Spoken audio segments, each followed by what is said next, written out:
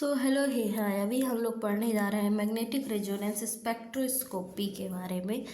So what is it? Magnetic resonance spectroscopy is an exciting application of magnetic resonance to invasively and non invasively है and assess करता है various metabolites और biochemicals को from the body tissues and the metabolites जो कि information is then used to diagnose disease, monitoring diseases, assessing response to the treatment. Even though theoretically mass spectroscopy can be performed with spins or nuclei of 1 hydrogen, 13 carbon, 19 fluorine and 23 sodium and 31 phosphorus, MR spectroscopy in present clinical use are mainly hydrogen based one जिसका है mainly hydrogen and 31 phosphorus spectroscopy used and discussion in this chapter relates to hydrogen और proton spectroscopy because of its wide spread use. So लोग basic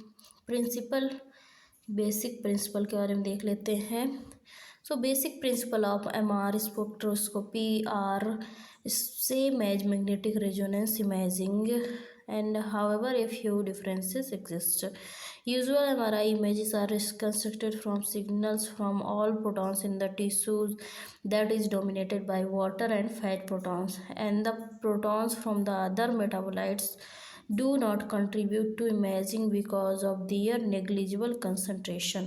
So contrary to routine MRI, the aim in MR spectroscopy itself is to detect these small metabolites.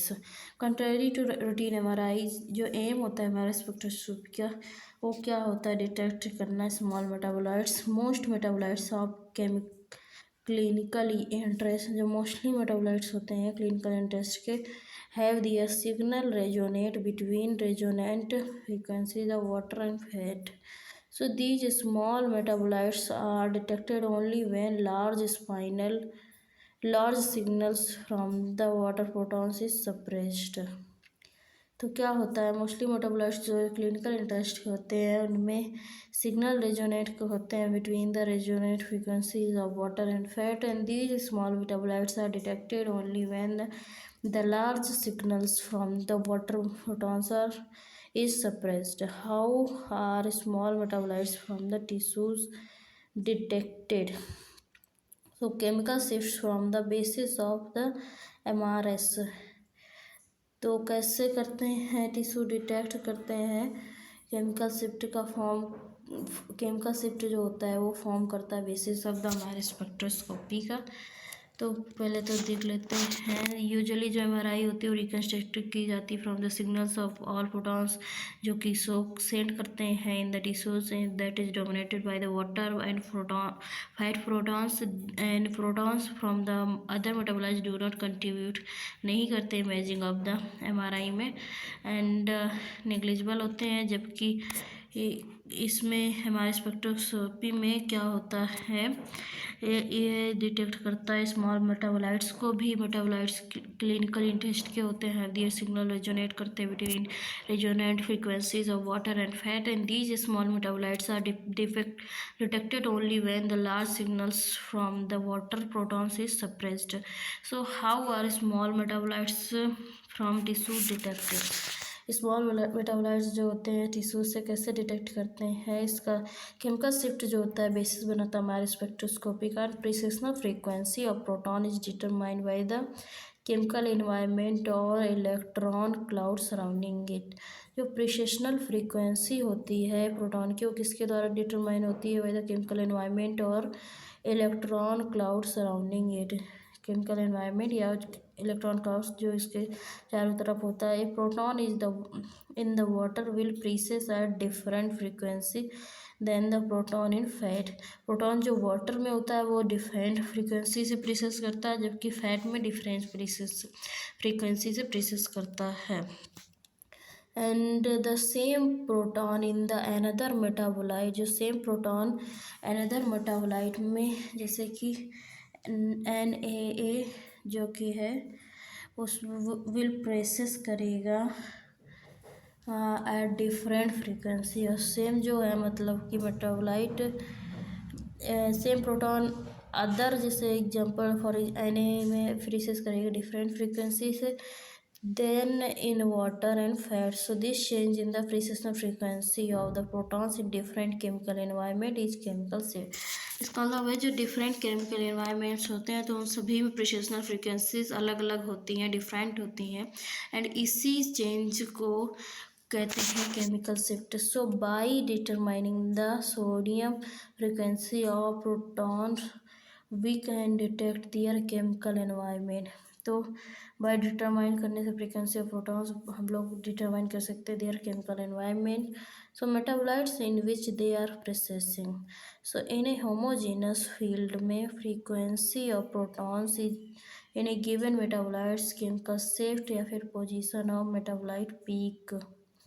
So frequency जो होती है protons की इन a given metabolite में और या फिर chemicals is equal to होती है chemical shift, and chemical shift is equal to होता है पोजीशन ऑफ मेटाबोलाइट पीक के होता है। So since the precessional frequency of any proton is directly proportional to the external magnetic field, क्योंकि जो प्रेशनल frequency होती है किसी भी प्रोटॉन की जो डायरेक्टली प्रोपोर्शनल होती है एक्सटर्नल मैग्नेटिक फील्ड के, Larmor frequency can chemical shift in hertz will be different at different magnetic field. तो केमिकल शिफ्ट जो हार्ट्स में होता है वो डिफरेंट होता है in the different magnetic field strength. To avoid this confusion chemical shift is expressed in parts per million which will be the same per particular metabolite at the all field strength। Same for a particular metabolite के लिए same होता है in the all field strength. Since chemical shift is proportional to the external magnetic field के, and smaller chemical shift will not be detected at low field strength even though Mass spectroscopy can be performed on 0.5 Tesla and above field strength of 1.5 or above is required for improved spectral separation and increased SNR। वैसे तो 0.5 Tesla पे भी MRS कर सकते हैं, लेकिन strength जो 1.5 Tesla और इसके अबव में रिक्वायर्ड होती है फॉर इम्प्रूव्ड स्पेक्ट्रल सेपरेशन के लिए, इसलिए इंक्रीज्ड SNR की साउंड टू नॉइस रेशियो की ज़रूरत होती है। So magnetic field homogeneity.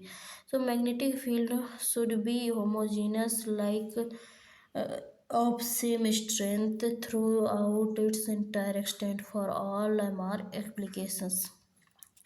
So magnetic field should be homogeneous, और इसको होमोजेनिटी को कौन मेंटेन करता है, सिम कॉइल्स मेंटेन करती हैं। ये इसके दो टाइप होते हैं, एक्टिव एंड पैसिव सिमिंग।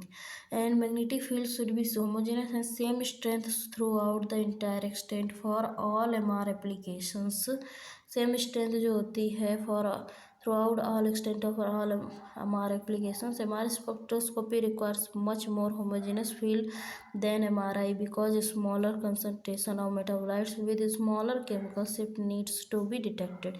क्योंकि इसमें नॉर्मल MRI से ज़्यादा होमोजेनिटी की रिक्वायरमेंट होती है, क्योंकि small concentration of metabolites with smaller chemical shift को भी डिटेक्ट करना होता है। Since the chemical shift is proportional to the extent magnetic field smaller chemical shift will be misinterpreted and incorrect concentration will be recorded in an inhomogeneous field। So the homogeneity required for MRI is about 0.5 ppm, whereas for the जो normal MRI के लिए homogeneity चाहिए होती है वो 0.5 part per million चाहिए होती है, जबकि MR स्पेक्ट्रोस्कोपी के लिए 0.1 ppm चाहिए होती है। For the process making the magnetic field homogeneous is called as shimming. उस प्रोसेस को बोलते हैं shimming. And no frequency encoding gradient in MR spectroscopy and similar to MRI, localization in MR spectroscopy is done by slice selection and phase encoding gradient के द्वारा। However, the frequency encoding gradient is not used in MR spectroscopy to preserve optimal homogeneity and chemical shift information। So one more phenomena needs to be discussed in MR spectroscopy, the spin or J coupling spin protons with a small difference of precessional frequency. For example, spins with a molecule or interact with each other. This is facilitated by the electrons around the nuclei.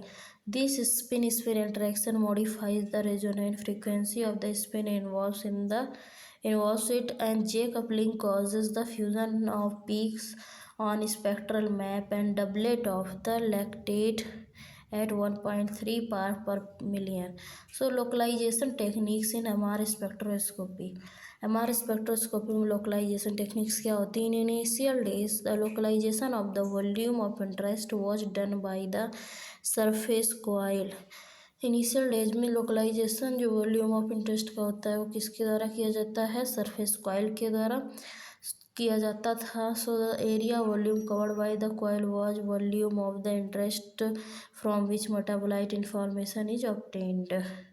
तो जिससे कि volume cover किया जाता था by the coil and volume interest जो होता था metabolite का इंफॉर्मेशन ऑब्टेन की जाती थी. In present clinical practice 4 methods are commonly used for localization of volume of interest. They are STEAM, PRESS, ISIS and CSI, MRSI जिसको होते हैं. And STEAM, PRESS and ISIS are used for single voxel spectroscopy. किस चीज़ के लिए use होते हैं? SVS के लिए 3 चीज़ें यूज होती हैं: steam, PRESS and ISIS. And CSI is a multi voxel technique. CSI क्या है? एक मल्टी वॉक्सल टेक्निक है. ओके. एंड इसमें हम लोग देख लेते हैं स्टीम के बारे में. स्टीम का फुल फॉर्म है stimulated echo acquisition method. Stimulated echo acquisition method. The volume of interest is excited by 390 degree. जो वॉल्यूम ऑफ इंटरेस्ट का होता है excited by 390 degree pulse in their orthogonal planes. Since the echo is stimulated signal is weak and steam is used for the short time to echo 20 to 30 millisecond spectroscopy. तो देखो volume जो interest का होता है वो excited by 390 degree pulse उसके द्वारा होता है जहाँ पे ऑर्थोगोनल प्लेन्स होती हैं. Since the echo is stimulated signal is weak and STEAM is used for short time to echo in the spectroscopy. And PRESS का मतलब होता है point resolve spectroscopy. Point resolve spectroscopy. STEAM का मतलब stimulated echo acquisition method. And press 190 degree or 180 degree pulse are applied along with the 3 orthogonal planes and signal is strong with better sound to noise ratio. Hence press is used for longer time to echo 135 and 270 millisecond in spectroscopy. So press cannot be used for shorter time to echoes. And ISIS image selected in vivo spectroscopy. So the 3 frequencies selective inversion pulse are applied in presence of the orthogonal gradients. 4th non-selective pulse is used for observation of signal and ISIS is used in the 31 phosphorus spectroscopy. जो image selected in vivo spectroscopy use होती है किसमें? 31 phosphorus spectroscopy में. And CSI chemical shift imaging. So chemical shift imaging is used for the multi voxel spectroscopy के लिए use होता है. Where a large area is covered and divided into multiple voxel. ये multi voxel spectroscopy के लिए use होता है जिसमें लार्ज एरिया कवर्ड होता है, डिवाइडेड होता है इनटू मल्टीपल वॉक्सल्स में. एंड केमिकल शिफ्ट इमेजिंग जो होता है कराता है magnetic resonance spectroscopic imaging. MRSI magnetic resonance spectroscopic imaging यह कंबाइन करता है features of the both imaging and spectroscopy के. And spatial localisation is done by phase encoding in 1, 2, 3 directions to get 1, 2 or 3 dimensional spectroscopy respectively. And metabolites maps or metabolic ratio maps can be seen overlaid over the images के। And यहाँ पे देख सकते हैं chemical shift imaging का बारे में इसमें दिखाया भी गया है। मेटाबोलाइट मैप, ये वॉल्यूम ऑफ इंटरेस्ट शो कर रहा है। स्पेक्ट्रोस्कोपी ब्लू स्क्वायर जो है वो वॉक्सल है, ये रहा ब्लू स्क्वायर। एंड इसमें आप लोग वॉक्सल देख सकते हैं, blue square. And white square ये जो है ये क्या है, ये होता है volume of interest from which data is acquired. And yellow square ये जो आउटर है ये होता है विद द ग्रीन लाइन, इसको बोलते हैं grid to prevent lipid contamination from the scalp interfering with the signals. Okay, and steps in the MR spectroscopy में क्या, एमआर स्पेक्ट्रोस्कोपी एक्विजिशन में क्या क्या स्टेप्स होते हैं। Basic, having seen the basics होते हैं, having seen the basics behind MRS, let's now go through the steps to obtain MRS. Patient को पोजिशनिंग करेंगे, ग्लोबल सिमिंग करेंगे। ग्लोबल सिमिंग में क्या करते हैं, optimization of magnetic field homogeneity is done over the entire volume is detected by receiver coil. Patient को position करेंगे, global shimming करेंगे, optimization of the magnetic field homogeneity करेंगे over the entire volume detected by receiver coil. And global swimming is provides starting value for local swimming. इसके लिए 0.1 चाहिए होती है हम लोग को, 0.1 ppm swimming value. And normal MRI में 0.5 स्विमिंग वैल्यू होती है ppm की, ठीक है। And acquisition of MR images for localization, images are obtained in all three planes, coronal, axial, sagittal, for placement of a voxel. In the routine practice, MR images already obtained during routine imaging are used for the localization purpose if patient is not moved. So selection of MR spectroscopy measurement and parameters. So TR and TE are important parameters. TR and TE जो होते हैं important parameters होते हैं। Improved SNR is obtained at long TR. Commonly used time to echo is 20 to 30 millisecond, 135 to 145 millisecond, and 270 millisecond. So TE longer than 135, only peaks of major brain metabolites like जो जैसे time to equal longer आ रहा है 135 से, तो peaks of major brain metabolites क्या हो सकते हैं, जैसे choline, creatine, NAA and lactate are visible. So the lipid glutamate, glutamine, GABA and inositol peaks are suppressed at higher time to echoes because of their short T2, क्योंकि उनका T2 short होता है। And shorter TM to echoes are used for the detection, इनके detection के लिए shorter time to echoes use किए जाएंगे of these metabolites. So there is less noise at higher time to echoes. अगर time to echo high होगा तो noise कम होगा। So selection of the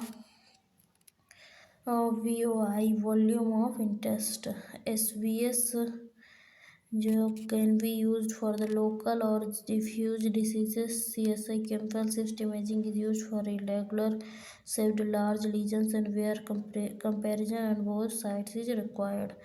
And now local simming. So this is the optimization of homogeneity over the selected field or selected volume of interest. Good local sim results over narrower metabolite peak, better spectral resolution, good SNR, full width of a half height of the water peak is used as an indicator of sim. So the local sim of 4 to 10 Hz is desirable. So local SIM जो होती है 4 से 10 hertz की वो desirable होती है। Okay and यहाँ पे आप लोग देख सकते हैं 3 planes localization of the voxel and volume of interest. Note position blue voxel in all 3 planes. Blue voxel की पोजीशन आप लोग देख सकते हैं तीनों प्लेन्स में। ठीक है, इस तरीके से होता है। And water suppression. So water suppression, the water peak is suppressed so that smaller metabolite peak are visible। Water peak को सप्रेस किया जाता है जिससे कि स्मॉलर मेटाबोलाइट पीक जो होते हैं वो विजिबल हो सके। And water peak suppression is done by CHESS chemical shift selective spectroscopy technique से। वाटर पीक सप्रेस किया जाता है by the CHESS chemical shift selective spectroscopy and MRS data collection. On modern machines we use SBS, usually takes 3 to 6 minutes, and CSI chemical safety imaging usually takes 12 minutes for the data acquisition के लिए लेती है। ठीक है, तो यहाँ पे देख सकते हैं इस तरीके से दिखते हैं पीक्स सभी चीज़ के, क्रेटिनिन के, कोलिन के, Na के ये दिखाता है। इसमें भी देख सकते हैं पीक्स।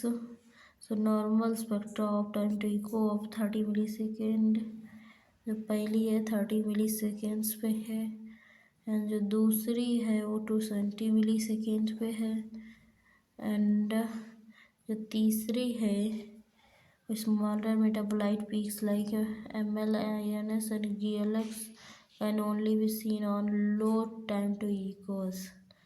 तो कुछ चीज़ें होती हैं जैसे कि ML, GLX, INS वगैरह ये पहली में दिख रहे हैं क्योंकि इसमें लो टाइम टू इको है, दूसरे में टाइम टू इको बढ़ा दिया गया इसलिए ये चीज़ें चली गई हैं, तो ये दिखा रहे हैं। तो ये है placement of the volume of interest in the Alzheimer's disease hippocampus in the volume of interest white box. So data processing and display. So what is the data processing and display? Acquired data is processed to get spectrum and spectral maps. 0 point of the spectrum is set in the software itself by frequency of a particular compound called टेट्रामिथाइलसेलाइन बोलते हैं इसको, TMS। and interpretation, the area under the peak of any metabolite is directly proportional to the number of spins contributing to the peak।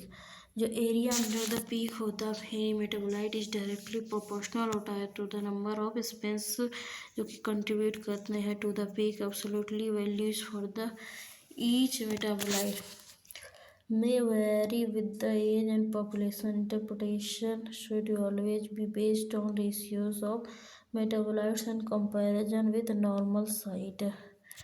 ठीक है, area जो peak का होता है metabolite का डायरेक्टली प्रोपोर्शनल होता है नंबर ऑफ स्पिन्स जो कि कंट्रीब्यूट कर रहे हैं पीक को। एब्सोल्युटली वैल्यूज जो ईच मेटाबोलाइट की होती है वेरी करती है एज और पॉपुलेशन के हिसाब से। इंटरप्रिटेशन ऑलवेज भी based on ratios of metabolites and comparison with the normal site के साथ करते हैं। And metabolites of 1 hydrogen MRS spectro के क्या स्पेक्ट्रोस्कोपी में होते हैं। NAA क्या है? एन एसिटिल एस्पार्टेट होता है। एन एसिटिल एस्पार्टेट इसका पीक पोजीशन 2.02 ppm होता है। There is some contribution of NAAG NAAG and glutamate to the NAA peak to the N acetyl aspartate peak में। एंड द न्यूरोनल मार्क एक neuronal marker any insult to the brain causing neuronal loss or degeneration causes reduction in N-acetyl aspartate। अगर brain में कुछ भी problem होगी neuronal या फिर जो कि लॉस या फिर डिजनरेशन होगा तो उसमें रिडक्शन होगा NAA में। सो इट इज एब्सेंट होता है इन द टिश्यूज। ये किस में एब्सेंट होता है?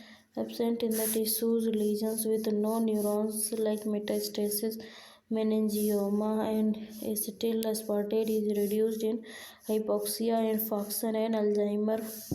Perhaps encephalitis and hydrocephalus, Alexander's disease, epilepsy, some neoplasm, stroke, NPH, closed head trauma, diffuse axonal injury, and इन सब चीज़ों में कम होता है।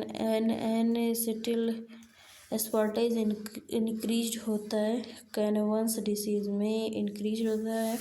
रिड्यूस्ड किस में होता है? Hypoxia, infection, Alzheimer's, herbs and encephalitis, hydrocephalus, Alexander's disease, epilepsy, and some neoplasm, stroke, NPH, closed head injury, diffuse axonal injury में इसको NAG के साथ भी कंट्रीब्यूशन होता है, ग्लूटामेट के साथ। पीक पोजीशन 2.02 ppm होती है, पार्ट पर मिलियन होती है। तो देख सकते हैं इसमें कैनवंस डिसीज में इंक्रीज होता है, elevated level of N acetyl aspartate, peak T two weighted axial image shows diffused hyper intensity of the white matter, diffuse hyper intensity of the white matter, ठीक है। एंड मेजर मेटाबोलाइट्स का पीक दिखाया गया है। तो जो एन एसिटिल एस्पार्टेट के peak position 2.02 ppm होती है, एंड कंसंट्रेशन इन मिलीमोल पर kilogram in the white matter में 10 to 15 मिलीमोल पर किलोग्राम होती है। एंड क्रिएटिन जो होता है ये 3 होता है पार्ट पर मिलियन, जबकि कंसंट्रेशन 8 मिलीमोल पर किलोग्राम होता है, मिलीमोल पर किलोग्राम। कोलिन की जो 3.2 पीक पोजीशन होती है, एंड कंसंट्रेशन वाइट मैटर में 1.5 मिलीमोल पर kilogram in the white matter. And myo inositol की 3.56 होती है, एंड इसी वाइट मैटर में कंसंट्रेशन जो होती है 5 मिलीमोल पर kilogram in the white matter. And CR creatine, ये CR जो होता है इसकी peak position 3 part per million होती है। CR बोले तो क्रिएटिन, इसकी पीक पोजीशन 3 ppm होती है, second peak at 3.94 part per million होती है। द CR क्रिएटिन जो होता है पीक कंटेन करता है contribution from the creatine, CRPO4 and GABA and lysine and glutathione. So CR serves as the high energy phosphate and as a buffer on ATP ADP reservoir. So it increases the amount with age, इसका amount as के साथ increase होता है। CR जो creatine होता है increased in the hypometabolic states in the trauma. CR is reduced in the hypermetabolic states, hypoxia, stroke या फिर ट्यूमर वगैरह में। And creatine remains stable in many diseases में स्टेबल रहता है, since serves as a reference और control peak for the comparison. Choline CHO से इसको डिनोट करते हैं, पीक पोजीशन 3.22 ppm होती है। Choline is a constituent of the phospholipid of the cell membrane. It is a precursor of acetylcholine and phosphatidylcholine, and choline is an indicator of cell membrane integrity.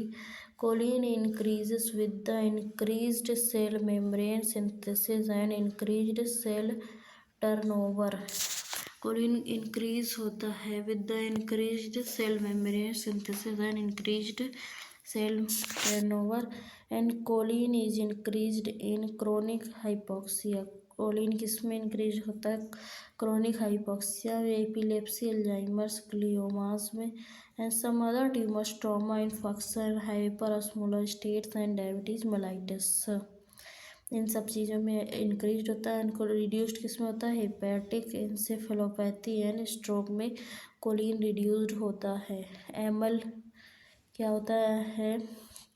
मायोआइनोसिटॉल मायोइनोसिटोल, इसकी peak position होती है 3.56 part per million है। Second peak position 4.1 part per million है। Myoinositol act करता है as a osmolyte and is a marker of gliosis का marker होता है। ये इन्वॉल्व होता है in the hormone sensitive neuro reception and is a precursor of glucuronic acid. ये प्रिकर्सर कहता है किस चीज़ का, ग्लूक्रोनिक एसिड का। And it is the dominant peak in newborn babies में ये डोमिनेंट होता है, डिक्रीजेस विद द एज के साथ कम होता है। मायोइनोसिटोल इंक्रीज होता है अल्जाइमर में, frontal lobe dementias, diabetes and hyper osmolar states में।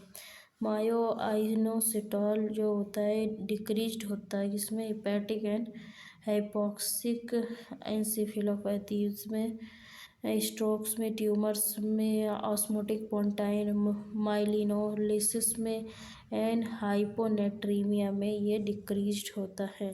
एंड लैक बोले तो इसका लैक्टेट फुल फॉर्म है।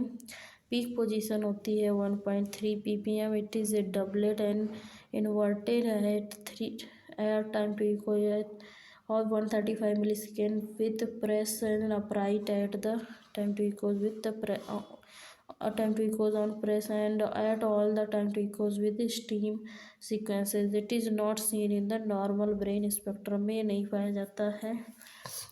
So it can be elevated in hypoxia, tumor, mitochondrial encephalopathy, intracranial hemorrhage, stroke, hypoventilation, Canavan's disease, Alexander's disease and hydrocephalus में ये elevated होता है। GLX यानी कि glutamate and glutamine, GLN glutamine है एंड GLU क्या है, ग्लूटामेट है। इन दोनों को मिला के GLX बोलते हैं क्योंकि इनकी पीक पोजीशन क्या होती है 2 से 2.45 ppm for beta and gamma GLX। And second peak of alpha GLX की क्या होती है 3.6 to 3.8 part per million. And glutamate की जो एक्साइटरी न्यूरोट्रांसमीटर होता है, ग्लूटामेट एक्साइटरी न्यूरोट्रांसमीटर है। एंड गावा is the product of glutamate. And GLN जो होता है यानी कि ग्लूटामाइन का रोल होता है इन द डिटॉक्सिफिकेशन में and regulation of the neurotransmitter activities में। सो GLX peak is elevated in the head injury. जो GLX पीक होता है वो किस चीज़ में एलिवेटेड होता है, इन द हेड इंजरी में and hepatic encephalopathy and the hypoxia में। GLX पीक एलिवेटेड किस चीज़ में होता है, हेड इंजरी में, हेपेटिक एंसेफेलोपैथी एंड हाइपोक्सिया में। And now lipids.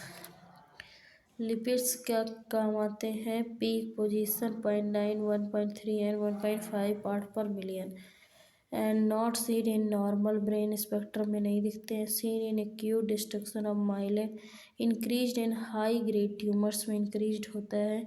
रिफ्लेक्ट करता है नेक्रोसिस को, स्ट्रोक का, इन मल्टीपल स्क्लेरोसिस लीजन्स में। तो लिपिड्स की peak position 0.9, 1.3, 1.5 part per million होती है। Not seen in the normal brain spectrum में सीन नहीं होते हैं। ये सीन होता है in the acute destruction of myelin में, increased in the high grade tumours में, जैसे कि रिफ्लेक्ट करते हैं necrosis, stroke, multiple sclerosis lesions वगैरह। अमाइनो एसिड्स जो होते हैं जैसे कि एलेनिन, इसकी peak position 1.3 to 14 part per million. And valine की 0.9 पार्ट पर मिलियन। ल्यूसीन की 3.6 part per million. Are usually multiplets visualised as short E, they are invert at time to echo of 135 milliseconds. So alanine is seen in the meningioma, whereas valine and leucine are markers of the abscess. So the glucose क्या होता है, when present it is seen next to choline peak on its left side. It may increase the diabetes, parenteral feeding और hepatic encephalopathy। ये increase होता है में increase यानी किस चीज़ में इंक्रीज होता है, diabetes, parental feeding and hepatic encephalopathy में। एंड गावा गावा का पीक जो होता है 1.9 एंड 2.3 पार्ट पर मिलियन होता है। यूज्ड होता है monitoring in the vigabatrin therapy में, वीगाबैट्रिन थेरेपी में। ये given in children with the myoclonic jerks के साथ। And clinical uses of MR spectroscopy के क्या होते हैं। So 1H proton MR spectroscopy has almost every neurological condition. Role of MR spectroscopy in few common conditions are discussed below. Brain tumours में there is increase in choline, lactate and lipid in tumours. And there is reduction in, और reduction क्या होता है tumour के case में, increase Colin का होता है, लैक्टेट का, लिपिड का होता है। And reduction in the acetyl aspartate and creatine का इन ट्यूमर्स में। And MR spectroscopy in tumour elevation. MR spectroscopy can differentiate neoplasm from the non neoplastic lesions. MR spectroscopy के आल्सो कैन ग्रेड ग्लियोमास को grade कर सकती है based on metabolites and ratios. In treatment planning, MR spectroscopy guides the biopsy. Biopsy of higher choline area has been shown have higher success and increased diagnostic confidence. Inclusion of the peritumoral area with the increased choline in the radiation field improves survival. तो ये guide करती है biopsy में, biopsy of higher choline area की show करती है higher success and increase diagnostic confidence. And inclusion जो होता है पेरी ट्यूमरल एरिया का with the increased choline in the radiation field improve करता है सर्वाइवल को। And here you guys can see the metabolite choline का दिखाया गया इंटीग्रल एंड रेशियो इस तरीके से शो होता है इमेज में। And high grade glioma coronal T two weighted image है एंड जो शो कर रही है heterogeneous tumour in the right, heterogeneous tumour है राइट फ्रंटोपराइटल रीजन में। There is elevated choline creatinine ratio of 7.2 है। And elevated choline peak in the spectrum में choline peak भी एलिवेटेड दिख रहा है। A bifid inverted lactate peak in also seen the spectrum. Tumour of hyper vascular arrow on the perfusion image में show हो रही है। Image CCBV map. All these findings are suggestive of higher grade tumour. ये सभी findings किसकी suggestive है, higher grade tumour की। सो in the treatment monitoring में भी हम लोग यूज करते हैं एमआर स्पेक्ट्रोस्कोपी को। ये हेल्प करती है डिफ्रेंशिएट करने में रेडिएशन नेक्रोसिस एंड ग्लियोसिस को फ्रॉम द रेजिडुअल और recurrent neoplasm. So patient with radiation necrosis will have reduced peaks of all metabolites, whereas recurrent residual tumors will have characteristic spectrum of the tumor with elevated choline. तो MR spectroscopy क्या करती है, help करती है differentiate करने में radiation necrosis and gliosis को from the necrosis. And ये रिड्यूस, इसमें रिड्यूस होते हैं peaks of all metabolites, whereas recurrent residual tumour will have characteristics spectrum of the tumour with elevated choline के साथ। एंड इसमें आप देख सकते हैं choline map for the biopsy guidance के लिए। NMR SI choline map shows a red area in the tumors with a red area में tumour with a very high choline concentration. Biopsy from such high choline areas yields high diagnostic results.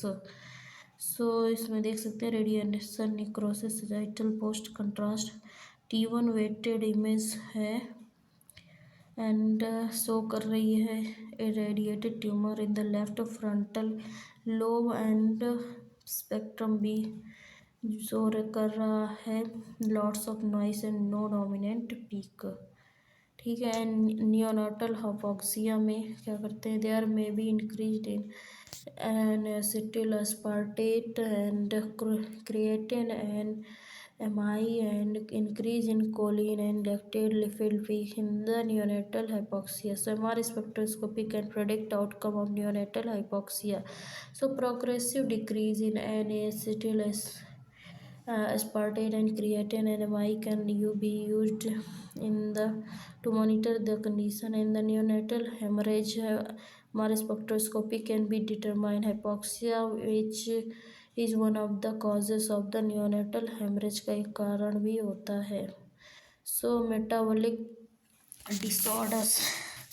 So metabolic disorders के बारे में देख लेते हैं. Metabolic disorders and white matter diseases. Elevation of the lactate doublet in scene in the mitochondrial disorders like MELAS, MELAS, mitochondrial encephalopathy, lactate acidosis, and stroke. And Lyme's disease. Canavan's disease can be differentiated easily from the Alexander disease by spectroscopy की वजह से, क्योंकि कैनवंस disease में Collins peak elevated होता है और Alexander disease में reduced होता है. It shows the elevation of the NAA peak and stroke. NAA and CR is reduced, whereas choline and lactate are elevated in the case of the stroke. And closed head trauma. In diffuse axonal injury, there is a decrease in the N-acetyl aspartate.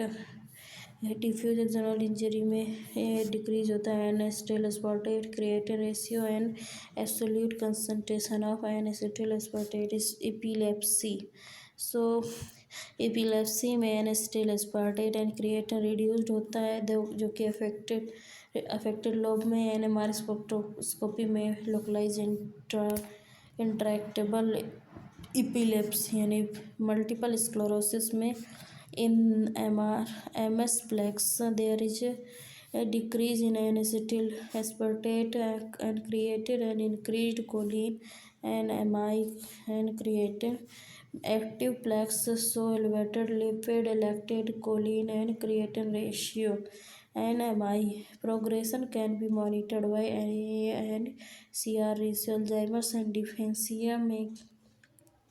So all dementia and aging brains show reduction in NAA and CR and NAA and elevation of choline and creatine ratio. And however, Alzheimer's show increased MI and CR, absolute MI concentration. Similar findings are seen in the dementia associated with the Down syndrome. So यहाँ पे देख सकते हैं peaks, lactate peak in the metabolic disorder, bilateral basal ganglion hyperintensity is seen in this patient with the Leigh disease. Note the bifid inverted lactate peak at 1.3 ppm in the spectrum at the time to echo of 135 millisecond. इसमें choline, creatine, N-acetyl aspartate and lactate के peaks दिखाई दे रहे हैं. So hepatic encephalopathy. So hepatic encephalopathy में कैसे करते हैं? So MI and choline are reduced in the GLX peak in the is elevated in hepatic encephalopathy. MR spectroscopy may be detected in subclinical HIV and AIDS. There is a steady decline in NAA and creatinine in HIV patients. MR spectroscopy may help to differentiate lymphoma, toxoplasma, progressive multifocal leukoencephalopathy. Lymphoma जो होता है show करता है elevation in the lactate, elevation and choline and reduction in N acetyl aspartate, creatine and MI.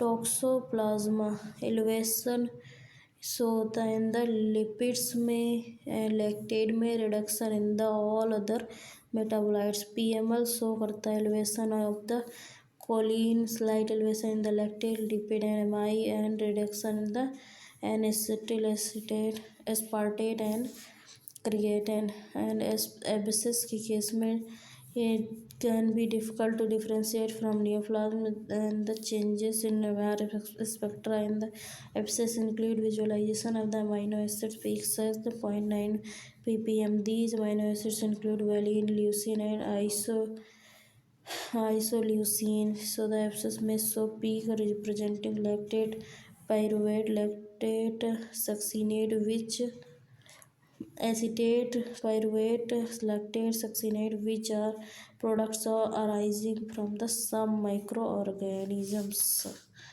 Okay, so this chapter is completed here, and in the next chapter we will do the another thing.